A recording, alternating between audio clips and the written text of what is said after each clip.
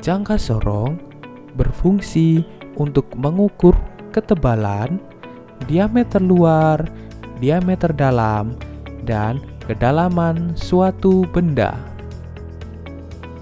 Selanjutnya, kita akan belajar bagian-bagian dari jangka sorong.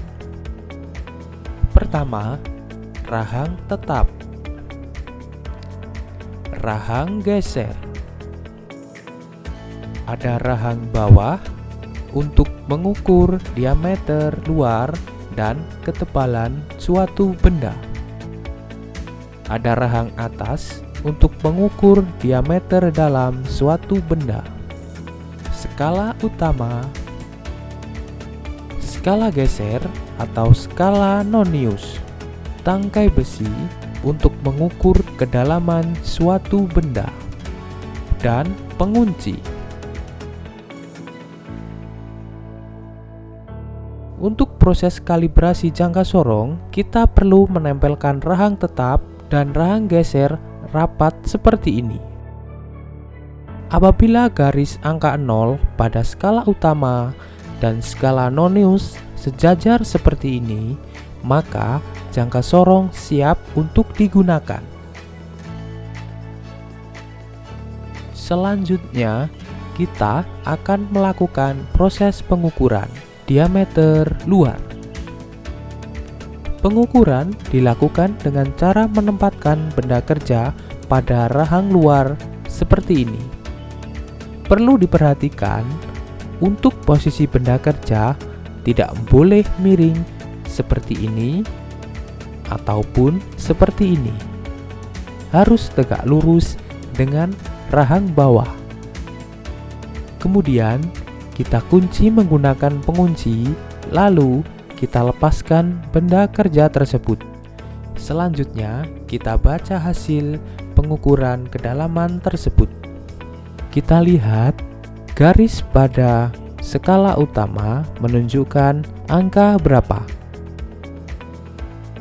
Kemudian, kita lihat skala nonius, manakah garis yang sejajar dengan skala utama. Nah, itulah tadi cara menggunakan jangka sorong untuk mengukur diameter luar atau ketebalan suatu benda.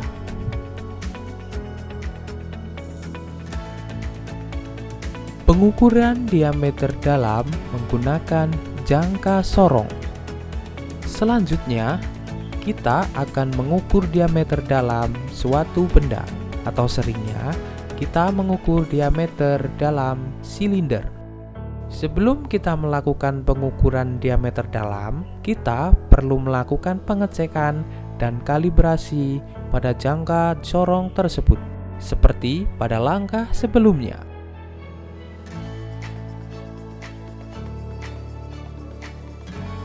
Untuk pengukuran diameter dalam, dilakukan dengan cara menempatkan rahang atas jangka sorong pada garis tengah silinder seperti ini. Perlu diperhatikan, untuk posisi jangka sorong harus lurus dengan garis tengah silinder. Tidak boleh miring ke kanan ataupun ke kiri. Jika sudah sesuai, maka kita kunci menggunakan pengunci dan kita tarik perlahan jangka sorong. Untuk hasil pengukuran benda kerja tersebut, cara pembacaannya sama dengan proses pembacaan pada langkah sebelumnya. Kita lihat garis pada skala utama menunjukkan angka berapa. Kemudian, kita lihat garis 0 pada skala nonius berada di mana. Lalu, kita lihat garis pada skala nonius yang sejajar dengan skala utama. Itu tadi cara menggunakan jangka sorong untuk mengukur diameter dalam suatu benda. Pengukuran kedalaman menggunakan jangka sorong. Selanjutnya, kita akan mengukur kedalaman suatu benda. Dalam melakukan pengukuran kedalaman, kita menggunakan tangkai besi. Sebelum melakukan pengukuran, kita lakukan kalibrasi dan pengecekan seperti langkah sebelumnya.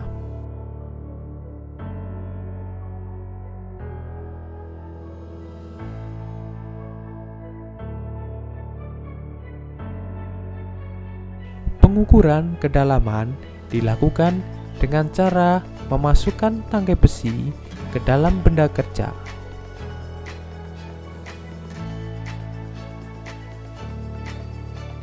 Hal yang perlu diperhatikan adalah usahakan tegak lurus dengan permukaan benda kerja. Kemudian, posisi tangkai besi harus menyentuh dasar suatu benda. Tidak boleh menggantung seperti ini ataupun berlebih seperti ini. Jika sudah, kita kunci menggunakan pengunci, lalu kita tarik perlahan jangka sorong. Selanjutnya, kita baca hasil pengukuran kedalaman tersebut. Caranya sama.